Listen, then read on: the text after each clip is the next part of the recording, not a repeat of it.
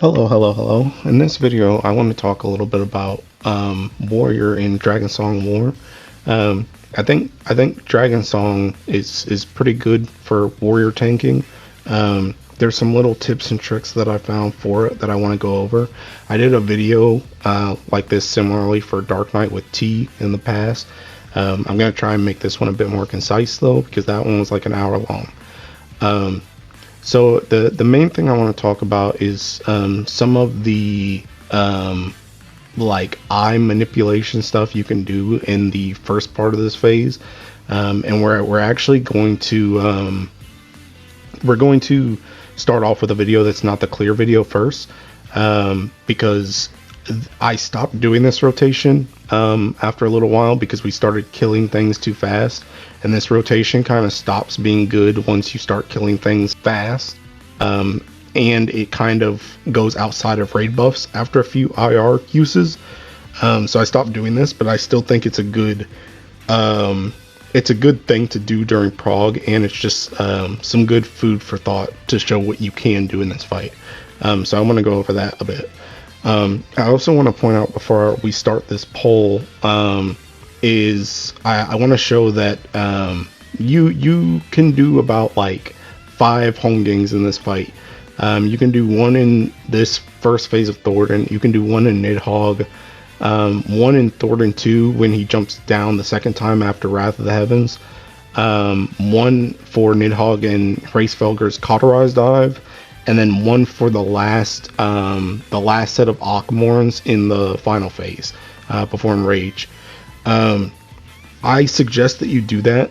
I think it makes things a lot easier for your team if you do that. The one caveat to that though is that you cannot home gang the double shield bash in this first phase, but I'll show you how I handle that in this video, and then we'll go, once we're kind of through towards ads, because that's how far this video goes, I'll swap to the clear video for the final phase to show and for ads to show kind of what I do there. So first, let's just start off with this pull here, and this is with the rotation that gets you pretty much, I guess I should have mentioned this earlier, the reason why you do this rotation and how it gives you more damage, it gives you another inner release. It gives you a second inner release during the I phase, and it makes it so that IR will also continue to come up for every phase after that, and I'll show you how this works. So let's just go ahead and pull here. Right here you'll see that I press IR after this MAME. This is so that this IR can come back up in time for when Thornton comes down and he's targetable next. It's because we want to save our eye combo from this phase right here, and I'll show you how this works. Also, for this Ascalon's Mercy Concealed right here, once he is locked into that cast, he won't turn anymore. So what you can do is you can go to the side and bait that, and then come back to the front so that the boss doesn't turn or jump afterwards when he starts casting for his first trio. Just make sure you don't get animation locked in Onslaught here, because you can if you're spamming them like I do.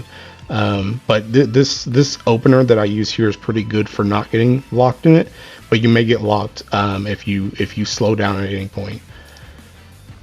And this is also the first home gang that I do right here, is for these 3 cleaves, and this way it'll be backup for Nidhogg for his double tether busters. I also save I save a primal rend and an inner chaos for after this is finished, so that I can heal myself with equilibrium as well. It saves your healers from actually having to heal you right here. It's also important for this right here, the last full combo that you complete here needs to be an eye.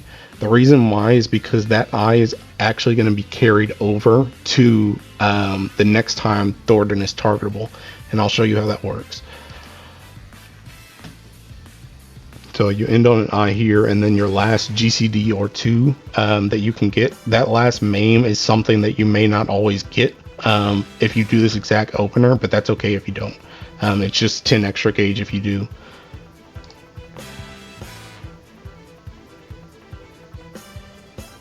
so we'll go through these motions right here, and I'll show you. Once you come here and you found your dodge, you're going to press Bloodwetting here. And the reason why is not for the healing or the damage reduction, but it's for this shield right here. The shield is going to be one of your cooldowns for when you get knocked down to the double tethers, since you're not home gaining it. So once you get into position, go ahead and press that Bloodwetting, because that will allow the Bloodwetting to come back up for the tank buster that you're going to take once Thornton comes back down.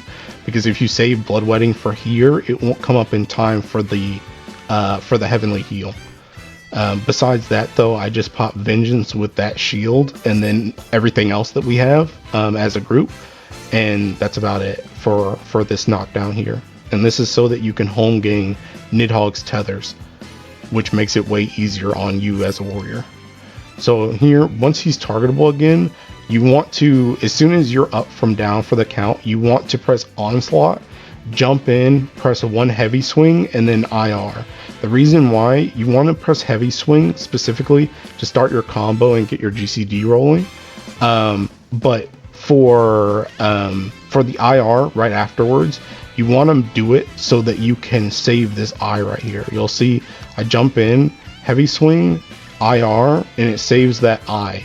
So now I have this next combo for I is all enhanced with that I still. And then here I just do my cooldowns for the heavenly heal into a tank swap. And also another thing to point out here is we're actually going to save right here this infuriate. Now in this video I'm going to be overcapped by 10 gauge, which is okay by the end of this, and that's only because I got that maim. But like I said, the likelihood of getting that maim is pretty low depending on your skill speed at the start. So usually you'll be at 50% gauge at the end of this phase, but I'm at 60 because I did get lucky with the maim. It doesn't really matter though. But you're going to save this infuriate, and I'll show you why. So right here, another point, the next two combos that you do, pretty much once you can hit Thornton again, you are spamming I until he jumps. And the reason why we're saving that infuriate is because we want to be able to get our I high enough that we can keep it till the next time you can hit Thornton by extending it with inner release again.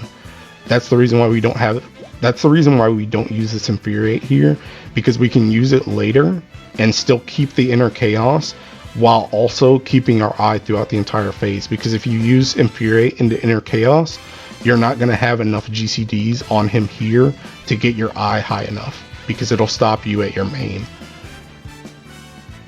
And then I'll show you how this goes through after this dodge here. But yeah, that's very important to not use this infuriate right here for this rotation specifically. If you were doing it normally, you can go ahead and use both there. But I'll show you how this works during this meteors. You'll see right now the infuriate coming back up soon. Right now I should be at 50 gauge, but remember I'm at 60 because of the maim. It's okay, even though if you overwrite this 10 gauge though. But normally you'll be at 50 there. So you come in for your meteors here, and then around 2 to 1 seconds, go ahead and just press your infuriate here. And this inner chaos will last until the time he comes back. And the next thing, you'll see my eye here is still at 18 seconds right now. Right here, when you go, I don't think I actually do it in this video, but your tail, yeah, I do it a little bit later, but you want to do it faster. Pretty much once you get knocked back, so once you're about here, or if you're on the outside, once other people get knocked back to around here, that's your cue to press inner release, because you want it to come not only to save this eye, but you also want it to be on cooldown as fast as possible for your eye phase later. And you'll see how that works. So you press IR there, and you'll notice my eye is still at 20 seconds. I'm at full gauge, and I have this inner chaos. This allows me to go ahead and inner chaos here. I can get all my fell cleaves out, and my eye is still up. And then once you come around here, you get to this eye combo, you save your eye, And then you want to go ahead and fell cleave here. Don't do this yet. You want to fell cleave here because you want to be able to press infuriate again here before it caps you. So you press fell cleave there and then infuriate, and you also want these two inner chaos and your primal rend in Thornton's debuff right here. That's the reason why you hold on to that. And that will be pretty much what you do for this phase. And then here you just end with a path into an eye going into Nidhogg. But those inner releases set the pace for the rest of the fight, because you want them to be up as fast as possible so that you can get an extra one. One small thing I'll notice here is if you see like this line that I'm standing on, it's kind of fuzzy out, but this line that I'm standing on, like right underneath me, it kind of leads back to this one. You can help use that to center yourself. I also use Vengeance at the start of this phase just for the auto attacks to do some extra damage to him and help mitigate, because you don't need that Vengeance anymore since you'll be home gaining. So I'm going to go ahead and skip through a bit of Nidhogg here just to get back to, let's see. Oh, also, yeah, I guess I should point out the next inner release, you want it to be right at the start of Nidhogg here. It depends on how fast your group is killing Thornton, but you want it to be like around here.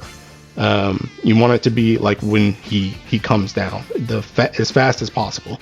Is what you want. All right, so I'm gonna go ahead and jump to the next inner release, which should be around here. So for this next inner release, the only thing that I do here is I press it and then I go for 3 GCDs here usually.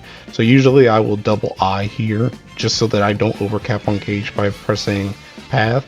You'll notice a lot of how I've been playing warrior in this fight in general. I've been eyeing a lot. Personally, I don't really see it as that much of a decrease in damage, especially because it helps things align better, but it is something that I do there. So I double eye there just to get this stuff as close to raid buffs as possible. And then we'll go ahead and home gang here, and we usually swap tanks here since the Dark Knight's going to heal himself with Living Dead. One thing that I don't do in this video that I adapted later, instead of using Bloodwetting on yourself here, go ahead and use Flash on your other tank, unless you're tanking the boss, just so that you can heal them as well, because you don't really need the defense here. But just like before, you can go ahead and heal yourself back up with Flash or Bloodwetting, and then Equilibrium if you need it. So I'm going to go ahead and skip a little bit more to the end of Nidhogg here, just to keep this speedy. I do a thrill here because we do a deploy. If you don't have a scholar, then you may not need to do that. The thing that's important here is this inner release. Because we're using that inner release so early, this is where the second one comes into play. You want to try and use this inner release. I've had it sometimes where I've been able to press it a little bit after Alphino's dialogue right here. And before Estinian can say anything. That's like kind of the best time. But as long as you can kind of get it around this time, that's when you want to start pressing it. Which you'll see me do here. And this is because you want it to come back up in time. And you have enough time on inner release to go ahead and jump in there and still get all your fell cleaves off here for that inner release, which is important. See, so you'll see I get all that right there. Also, I do a Vengeance, a Bloodwetting shake right here. You may not want to do that for your group, but you can do it if you want to. So we'll skip a little bit more through this here. And over here, another one of those flash usages that I don't use here, but I use in my clear video. For after you've taken this first orb, or however you do your first stuff in your group, I usually throw flash on the Dark Knight here, and give him like all this healing as well, because sometimes he can get low and doesn't have as much healing potential as you do here, especially if he gets hit first. So that's good to have. So your second IR of this phase what you want is you want it to be coming up around the time of this third dive, which you'll see I have 1 second on. Pretty much if you have to move out for this dive, you want to be able to press it as you're moving out for this dive. And the reason why this is good is, like I said, this can give you an extra boost of damage for this phase if your damage is behind in your group, so that you can push this phase and get to the time skip. So that's the reason why you do that. Then we'll go a little bit here to this next phase. And your next IR should be coming up around, so for us it's when our healers go out, but our healers go out on the third hit right here. So that's kind of the time frame where you want your IR to be coming back up after that eyes phase. If it's starting to drift here, where like you use it in eyes and your third thing is happening and your IR is still like 10 seconds away, that's kind of around the time when you can stop using this rotation, because at that point your team is starting to out DPS those eyes so fast that it's going to start screwing over your inner releases. But right now at this point in Prog, it was still really good for us to push damage. It also allows you, I hold on to this primal ring right here for the spear on Harshaphant, just to make sure that we can kill this. But this, like I said, this rotation is mostly for that eyes phase, to make sure that you can get through it when your team is still learning. That's why it's good. And then right here you would use infuriate before, so that you don't cap on your gauge once it fills back up. I still do this even now, but it's not nearly as close to capping when I use my rotation now. So the next thing is we'll see here on this Thorin right here when he first jumps down in this phase.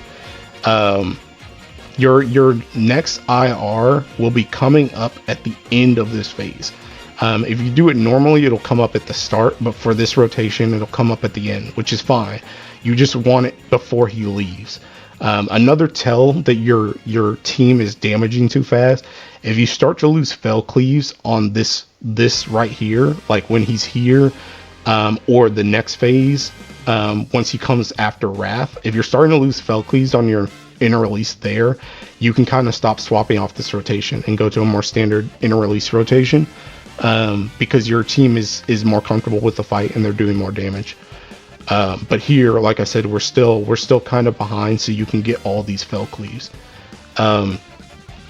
Another thing to note, and this is for this rotation and for a normal rotation, try and have your eye at, I want to say, like above 30 seconds before he jumps here, or at least be starting a GCD in your combo before he jumps, because you can actually keep this eye through this phase as well. And I'll skip through a little bit so you can see that. So at the end of this phase, yeah, you get right here, and you still have this eye back up, which is really nice for keeping your damage consistent. So I'm gonna skip a little bit just to see. For this Heavenly Heal, this is your next and last potential place to home gang if you want it to be back up for the Cauterize at the end of Nidhogg and Gracevogger. If you use it here for this Heavenly Heal into 3 cleaves after Wrath of the Heavens and before Death, you will have it back up. So that's free real estate for home gang. And that will be your third one of the fight. And here again, you can use the Bloodwetting into Equilibrium combo to heal yourself. And once again, just like before Wrath, your inner release will come up in time for you to get it before he jumps. One thing I'll note that I didn't do in this VOD, optimal usage of your gauge and eye here, you want to be at 50 or less gauge before he jumps for death if you're using this rotation, because you want to be able to use this infuriate, and you'll see me mess it up in this. I'll show you how it works in this one. You'll see me mess it up in this because I'm overcapped. You want to be at 50 or less, and you want to be like 40 or 50 on your eye gauge if you want to keep your eye for meteors as well. and not have to go through a full combo. So I'll skip through a little bit of death here, and then the pushback. And so it looks like you wanna probably have around like maybe like 35-ish, 36, somewhere in that seconds to keep your stuff. But the thing about this rotation, right, is you actually want more. You probably do want around 40 seconds. I actually did do my eye pretty correctly here. Well, it's kind of correct. Kind of correct. Because you want, since you're not going to be using inner release for these meteors here because of how you're phasing it, because for us, we always used range LB on like 3 meteors for the entirety of Prague. So I chose that inner release was not a good option here because they die so fast. And that's another reason why I started doing this rotation for Prague anyway. But pretty much what you want is when you get to this pushback, around this time you want to be able to hit this infuriate, so you would cap out on gauge, or at least be under 100, like at 100 or under, after you press this, and then still have your eye up from before he jumped. So you want to get that eye timing pretty high going in there if you want to keep eye for this phase going in without having to do a full combo. Because you see here, I'm just like stuck on gauge because I messed up my gauge beforehand. That's why you want to have 50 or less going into that pushback and stuff. And then your next IR will come up here. One thing I do want to point out, and I'm not sure if I do it in this video or not. Yeah, I don't do it in this video. So I'm gonna go ahead. That's the last thing for this phase and for that rotation. This video ends a little bit into ads because this was still progression. So I'm going to go ahead and swap over to the clear video, and we'll pick up from around here because I want to point out one thing with cooldowns. So I will be right back with the other video. All right, so we are back with the clear video here. And the reason why I wanted to pause it here is because we had a bit of back and forth in our group of how to handle this buster for myself. The Dark Knight was fine, but I was having issues with these three cleaves initially on Warrior. So what we opted to do was use a soil from the Scholar, and I popped Vengeance for this and Bloodwetting for the 3 cleaves, because I do not use Vengeance as my first cooldown in the ads. So you'll see here, after I grab it, I press Bloodwetting, Vengeance, and usually I try and wait till at least the second hit, but I kind of just watch my HP and how low I get to press an equilibrium if needed. And that's what we do for this part here. So we're going into ads now, and for Warrior here, one thing I want to point out, for my cooldown rotation, you can do this any way you want to make it easy on yourself. But I'll just tell you, for myself personally, the cooldown rotation I opted to do was, for the first potential buster will be Thrill and Bloodwetting, and then whatever your other tank is, they give their small cooldown. So if you have Paladin, Intervention, Gunbreaker, Corundum, or Dark Knight Blackest, they can give it to you if you get this first buster. If you don't get the first buster and they get it, then you can give them Flash. And if it's a stack buster, then you can just use Thrill and Bloodwetting, and it's enough for the stack. So I'll show you this. I can't remember who got the buster in this video. And remember, this is on the new inner release schedule, so it's a bit different. So yeah, I actually get it here. So I use Bloodwetting, Thrill, and then I get a Blackest from my co-tank. And that's what I use. For the second one, for the second buster, for Hollowed Wings, it will be a rampart into a Bloodwetting for the Hollowed Wings. Also for here, just make sure that you keep, especially since you're bursting, if you're using, at this point you're probably going to be using this standard inner release rotation.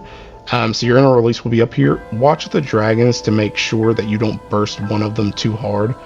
You'll see me swapping back and forth to see who should get that inner chaos, to keep them level for this first hand of pain. If you stand in the middle here, you can reprisal both of them since reprisal was AoE, and then I use shake for this first buster, or for these stacks. Also, once those stacks go off, that is your cue to press Rampart. This Rampart will last all the way until the next Hollow Wings, and then it'll come back up for the last potential buster that you could get.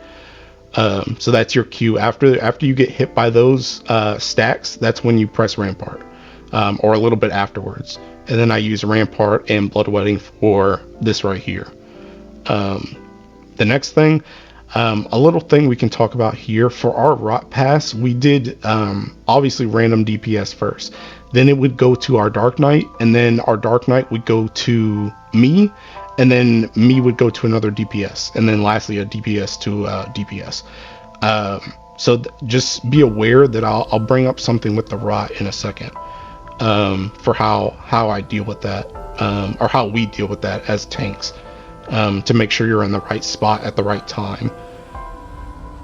So go in here, we're doing Rot here.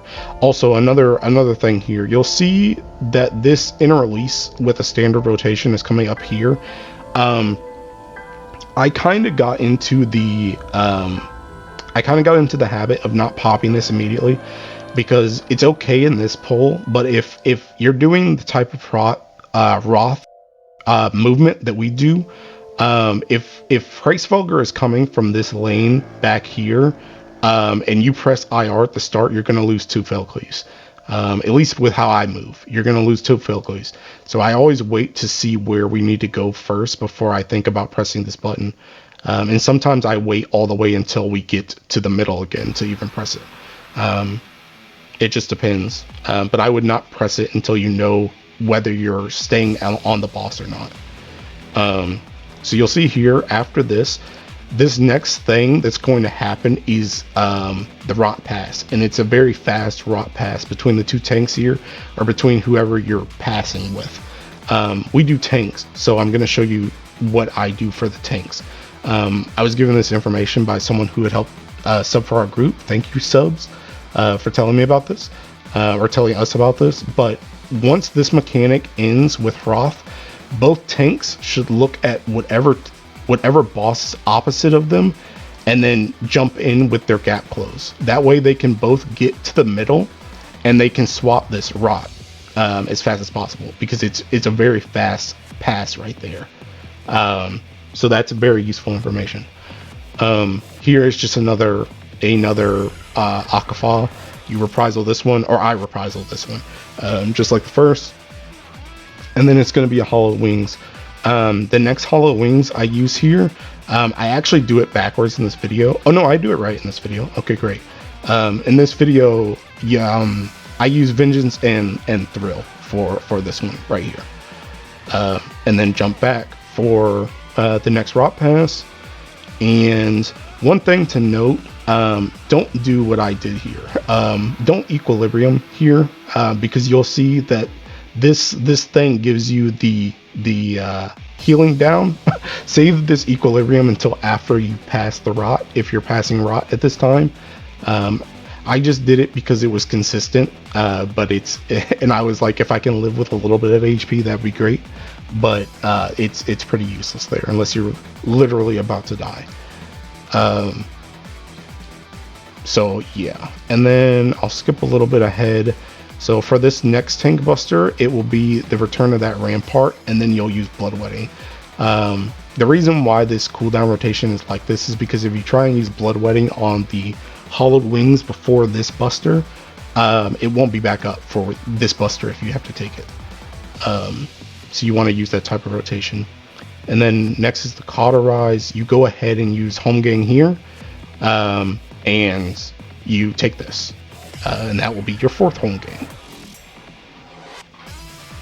And then here, once the dragons come back down, I'm still playing around with my gauge here, but I would advise being at least 50 or below gauge by the time these ads die, because all your stuff will come back up on King Thornton, and you can overcap extremely easily if you don't use everything here.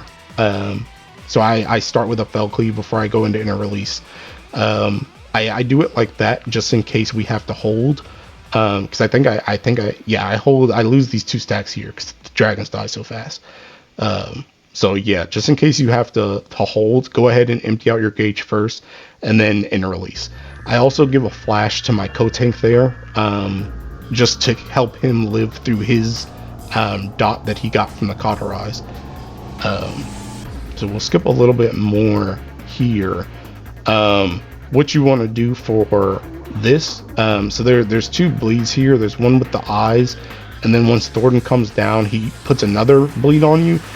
You want to pop your mitt around the end of that. You want to shake off a bloodwetting and a thrill for this giant buster that's coming out. Final phase isn't too crazy. The one thing that I'll note here, you'll see it right here. I was given this advice as I was progressing it by Sano Aves. Thank you for showing me this. This line right here is very important. Always try and position yourself with this line in this phase. Before exaflares, should I say. Before exaflares, always try to be on this line if you're tanking. Another important thing for us was, if you are the tank that is tanking after a Gigaflare or at the start right here, wait before you voke. So that the tank that's already standing here can position him for exaflares, and then voke after the exaflares have started to do your tank spot. That way the boss will not flip off of this north and south, because you want it north and south so that you can get this little X right here on the ground.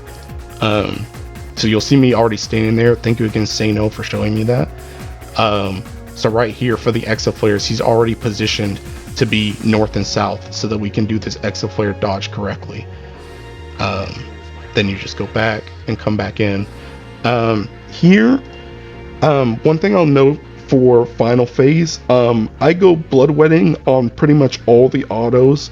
I do vengeance for my first cooldown on the Akmorns and with help from equilibrium, and then I do rampart and thrill for the second one, and then I home gang the third. Pretty much after the second one, you can start using your cooldowns as freely as you want if you do this rotation, because you're going to be home ganging the last one. So use your cooldowns as they come back up after the second one, just for auto attacks and helping keep yourself alive, is one thing to note. So I'm going to jump a little bit here, and I'll show you. So the in and vengeance right here, this is the first Akmorn, and I will help myself out a bit with this equilibrium for the autos, and then bloodwetting will come back up as well. And then I will skip a little bit here. One thing, if you are the tank that reprisals this Gigaflare's edge, try and reprisal around this E.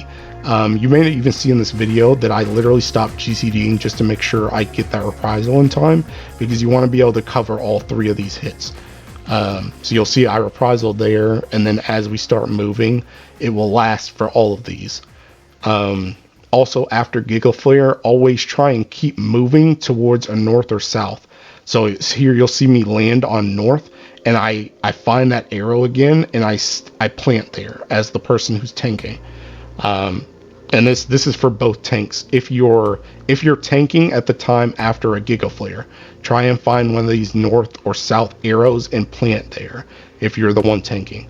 And then you'll see here, like I said, the person who's tanking, leave them tanking until this Exaflare cast goes off, because you already have the boss position, and then that's when you can drop stance and let the other tank have it. So we'll go through the next Exaflare here. We come back, we have bloodwetting, swap, Akmorn again. This time it's going to be rampart and thrill, and this rampart will actually last. It will last all the way through to the autos too, which is good. Here, and bloodwetting will also come back up. Also have equilibrium, so you're really comfy for those autos there. And then you can go ahead and swap. I'm calling for Kasumi to swap here. Then the same thing for the edge here. You want to make sure that reprisal is on towards the end. For us here, everyone actually got really healed here, but this was my shake it off time, and I chose to shake after the first hit, or should I say we chose to shake after the first hit here, but everyone was healed anyway, so the heal didn't matter too much.